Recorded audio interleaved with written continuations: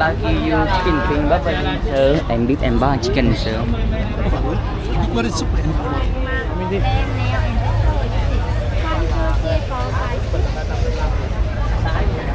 Welcome to Jollibee, Vietnam.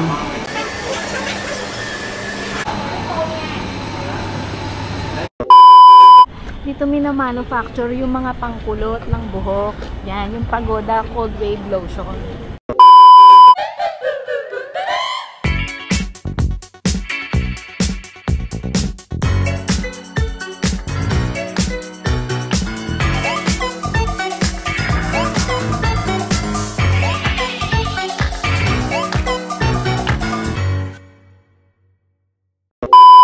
Happy birthday to you.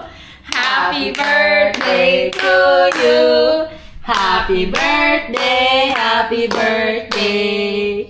Happy birthday, Dong Dong. Blow, blow lang kayo na, blow. Happy birthday, Dong Dong. Birthday, blow. Isa pa. Isa pa. Isa pa. Isa pa. Blow. No. Okay. Hulog pa yung isa. Okay, Baka makain pa yun. Hi guys! Welcome sa aming part 2 ng aming trip to Vietnam. Alam ko si Chick. Hi! Bakit ako si Chick? Oh, ito si Ate Diana. Charay! Saan tayo pupunta? And guys, pupunta kami ngayon sa isang historical place dito sa Maytalang. Ito yung tinatawag nilang Marble Mountain. Actually, sinasabi nila na meron daw 5 elements na kino-consider doon sa Marble Mountain. Pero hindi na namin memorize kung ano yung mga elements na yon. Basta pagpunta namin doon, nakita lang namin ang itsura niya. Upon entry, medyo traffic nga ng slide. Tapos, nagpark muna kami. Tapos, makikita mo, pagpasok mo, meron talaga agad siyang tunnel. And in the right side, meron doong pila papunta doon sa elevator. It's either you take the elevator or mag-stairs ka kung naiinip ka. Medyo kasi mahaba yung pila doon sa elevator. So yung elevator na yon, it will lead you to the top of the mountain. Kaya hindi naman siya ganun kataas. So okay lang naman din na maghagdan. Pero sa mga elders, mga senior citizens, mas okay na magpasensya na kayo sa pag-aantay nyo doon sa queue doon sa elevator. So eto nga, may nadaanan kaming mall. Hindi namin ini-expect na meron silang ganitong kalaking mall. So eto na nga, upon entry, nagpicture-picture muna kami dito sa entrance. Tapos eto yung elevator na sinasabi ko. Yan, glass elevator going to the top of the mountain.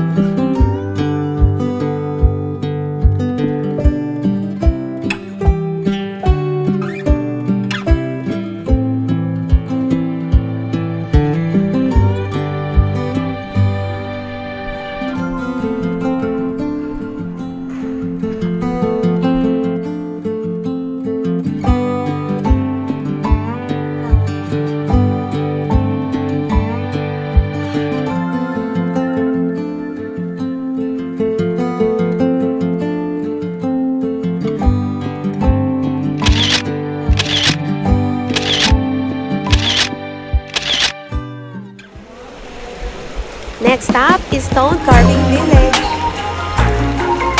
Nung pagdating namin dito, akala ko puro mga stone carvings lang talaga siya. At saka puro mga display lang.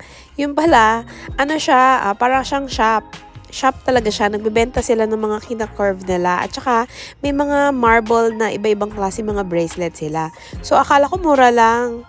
Pero medyo pricey rin pala siya. Nagustuhan ko rin pala yung pinakaunang video na pinost namin dito, yung fountain na may bilog na umiikot-ikot. Yon, the best. Kaya alam mong tinanong ko, medyo ang mahal naman pag kinonvert sa peso. So ayun, ayan, nagka-carve na to si kuya. So ayan, sabi ko, paano kaya to matatapos? So sinanong namin sila, how long will it take to finish this one? Sabi, mga 3 months daw. So imagine, 3 mo siya magpupok-pok-pok dyan sa marmol. So, eto na nga yung sinasabi ko sa inyo, nagtitinda sila. Meron silang shops na air condition sa loob. Tapos, meron silang magagandang handmade. Sabi handmade daw to. So, ayun, I therefore conclude, talagang mahirap nga siyang gawin. At saka, artisan siya. Artisan, which means, nag-iisa lang siya. Ayan. So, they will make a new one, but not exactly the same as the previous one. So, ayan, pag nakabenta daw sila, gagawa ulit sila ng panibago.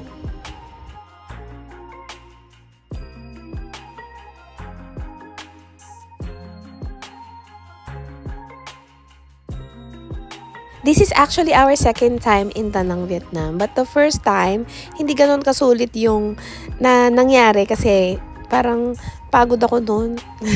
Pagod sa work kasi sobrang haba ng working hours. Tapos 3 days lang kami dito. Tapos pag uwi namin sa Hong Kong, ang dami pa namin ginawa. So ayun, medyo nagmabilisan. So ang napuntahan lang namin is Bana Hills. But this time is the best.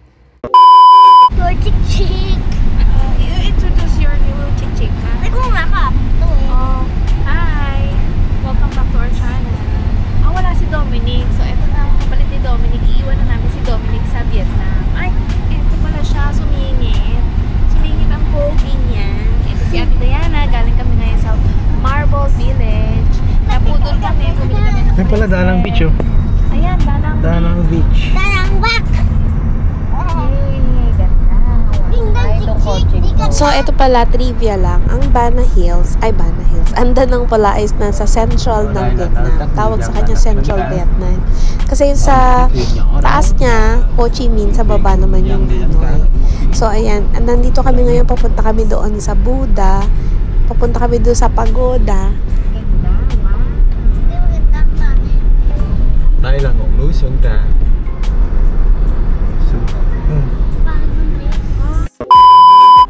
Pakita mo yung pagoda. Ito ang pagoda. Dito ang yan ang pagoda. Dito mina-manufacture yung mga pangkulot ng buhok.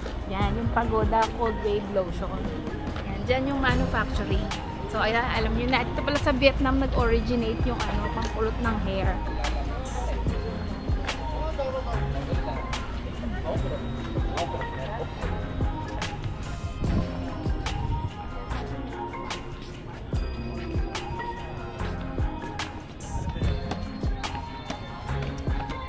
Hindi ko ma-imagine nakarating ako dito. Nakikita ko lang dati siya sa cover ng pangkulot. So, eto na nga, nakarating na kami dito. Parang dito yung dasalan nila.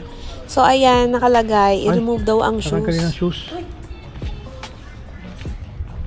So, ayan, dahil need patanggalin ng shoes, din na kami pumasok sa loob. At saka marami ding nagdadasal. Ayoko naman na maka-istorbo kami sa kanila. So, ayun nga, nag-sightseeing na lang kami.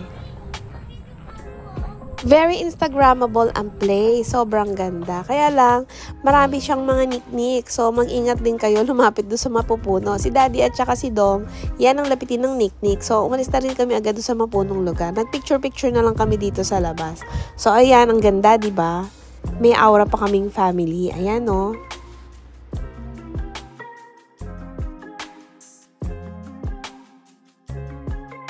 So, ayan pala, hindi na kami masyadong nagtagal dahil same day rin naman ang aming flight. So, umalis na rin kami agad kasi kakain kami ng lunch. Picture nyo. Ayan, Dio. Ganda. Wow. One of the best tourist spot talaga itong Da Nang, Vietnam. Tsaka, bihira lang mga nakakarating na eroplano dito kasi yung mga malalaking airlines, di ba malalaki yung mga eroplano nila, hindi sila masyadong merong flight dito sa Da Nang. So, kagaya nga namin, we didn't take Cathay Pacific kasi yung Cathay Pacific wala silang flight dito. Pero, merong flight dito ang Hong Kong Express. So, by the way, galing nga pala kami ng Hong Kong, hindi kami galing ng Pilipinas. Kaya, ang flight lang namin is around 1 hour, less than 1.5 hours. So, very, very maiksi lang ang flight. Mas mabilis pa sa Hong Kong to Manila flight. Pasok.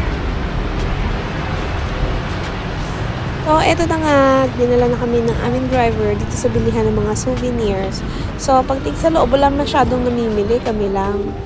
So, ayan, alam nyo, hindi ko talaga alam kung ano ang souvenir na mabibili ko dito sa Da Nang. So, inas ko pa yung isa kong kasama na Chinese, yung mga Hong Kongers. Kasi mahilig din sila magpunta rito. Masarap daw sa Vietnam ang coconut coffee. So, hindi ko alam yung coconut coffee pala. So, yung bumili ako ng coconut coffee para matikman namin. Paggabi, wala. Ay, pag-araw, wala. Mami, kaya nga night market. Parang sa mga morning, malinis. Naka-morning, walang tao. Sa hindi yung So, eto nga, nagdaan kami dito sa Dragon Bridge. Kanya ng picture pala ng Dragon Bridge sa umaga. Yan yung nagbubuga ng apoy, nagbubuga rin ng tubig. So, the best, di ba? Medyo mahaba rin tong bridge na to. Dragon Bridge. Open lang siya sa nighttime pag Friday, Saturday, Sunday. Meron pabuga ng apoy tsaka pabuga ng water. So, ayun, nakasarado tong na to. Nakasarado siya Friday, Saturday, Sunday. I think 8 o'clock or 9 o'clock yun. So, every 15 minutes yung show.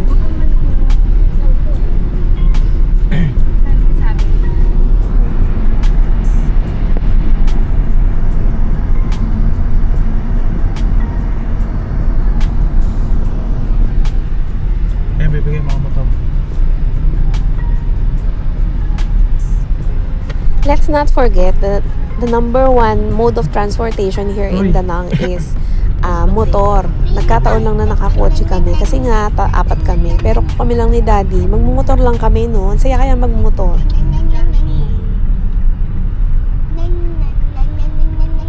So, eto, magla-lunch na pala kami. So, naghanap kami ng kainan. At suggestion ng aming driver Welcome to is Jollibee, Vietnam.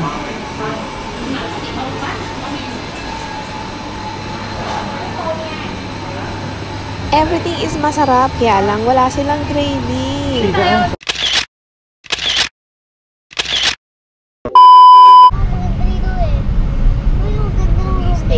So, eto na nga yung gabi na lumabas kami. So, ewan ko ba saan pupunta nito? Night market yata. Then, eventually, nakarating din kami ng Dragon Bridge.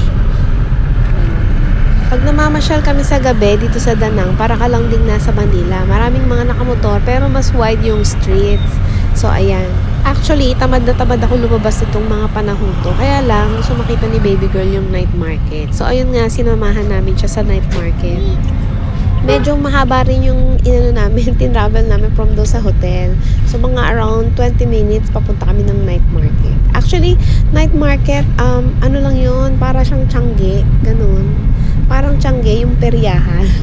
Ganyan night market niya rito. Tapos, meron silang yung yung kainan ng mga seafood, ganyan. Actually, meron akong allergy sa shrimp, lobster, ganyan, crustaceans. So, hindi lang ako masyado nakakain. Ang binili lang namin yung mga barbecue na lechon. Barbecue na lechon. Paano ba yun? Yun, liempo, yung malalaking cut, at saka yung mga barbecue on stick. Yun lang, tsaka chicken. Yun lang naman ang gusto ni baby girl. So, at least napasaya namin siya sa bakasyon niya kasi kakatapos lang ng graduation niya. At syempre, I'm a proud mommy. Kasi si baby girl ko ang top 1 sa kanilang klase. So, ayan, malapit na nga kami dito sa night market. Tsaka nga pala, may tip pala ako. Kung pupunta kayo dito, mag-download kayo ng app, yung Grab app.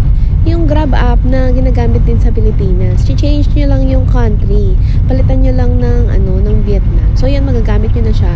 Kahit pa ang naka-register nyo na mode of payment is GCash or any yung bangko nyo. Pwede yon basta Grab. So, ayan, malapit na nga kami bumaba. Andito na kami sa night market. Medyo traffic lang papasok. So, ayan, nagpicture-picture kami sa entrance. Syempre, bago ang lahat. Ayan, ito na nga ang night market nila.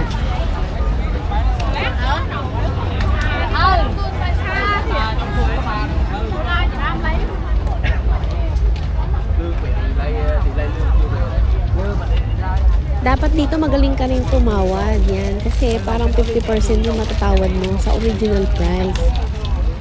Una, nag-ikot-ikot lang kami. Ikot-ikot lang. Yan. Tapos si Dome, nagustuhan siyang laruan.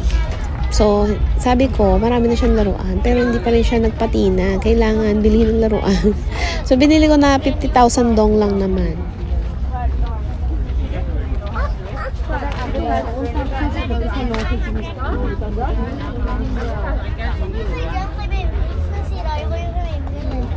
Doon maganda. Chok-chok.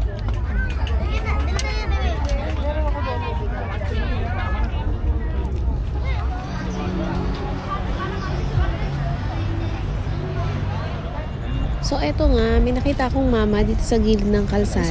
Binalikan pa namin yan. Since bibili rin naman ako ng pasalubong para sa iba kong friends. So, bumalik na lang ako sa kanya. Sa kanya na lang ako bumili nitong mga keychain. Mga keychain na nilalagyan ng pangalan. Sa kanya na lang kami bumili para at least makatulong ako sa kanya. Same price lang naman din. Kasi etong place na to, etong pwesto niya, ito yung parang ang dilim-dilim. Tapos yung iba, yung parehas lang naman yung tinda dun sa Maliwanag. Siguro dun yung pwesto na may mga bayad. Unjudgmental ko naman, no?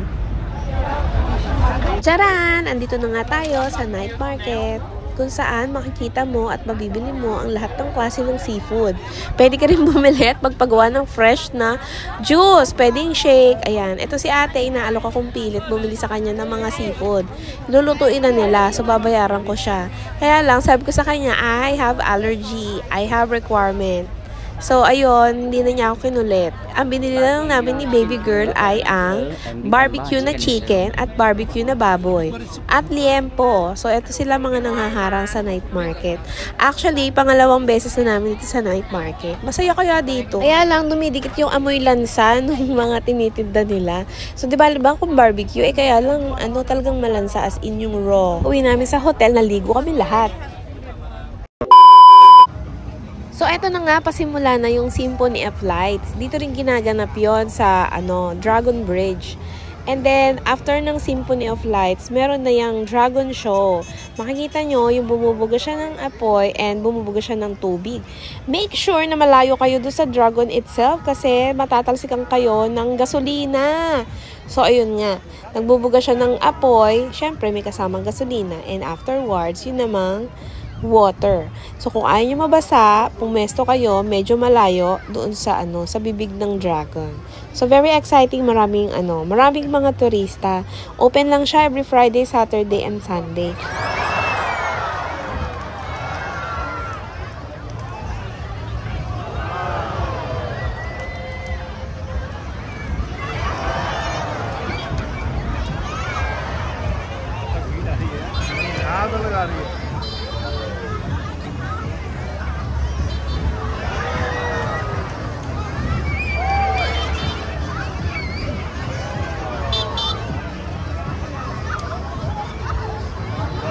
Imagine, ang layo-layo na namin dyan, pero sobrang ramdam talaga namin yung init. Kaya kung ako sa'yo, ang tip ko lang, doon kayo sa medyo malayo. Kasi kita nyo pa rin naman siya, di ba?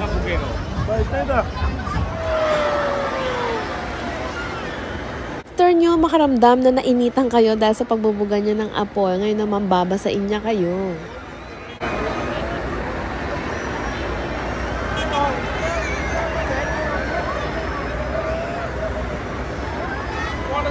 From the dragon's mouth.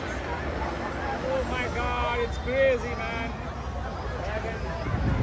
At ang pang-pinale, may pa-fireworks pa sila.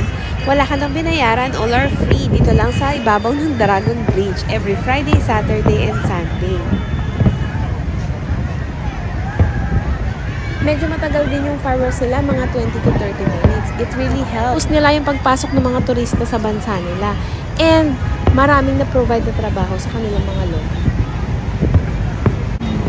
I-share ko sa description yung phone number ng aming driver para i-contact mo siya pag pupunta kayo ng Danang.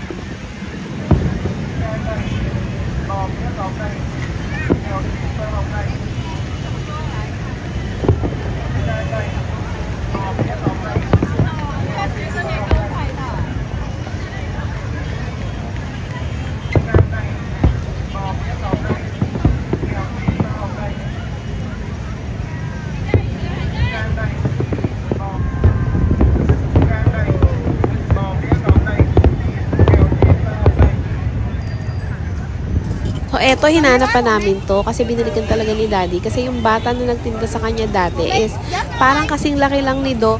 Thank you for watching our videos. Kung hindi ka pa nakaka-subscribe, please subscribe to my YouTube channel.